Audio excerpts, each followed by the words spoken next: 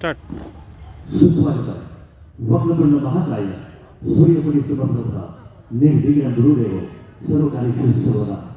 प्रथम पूजावा श्री गणपती धन्यते भारतीय संस्कृती श्री गणेशाला वंदन करून आजचा हा विया सोहळा या ठिकाणी संपन्न होत आहे.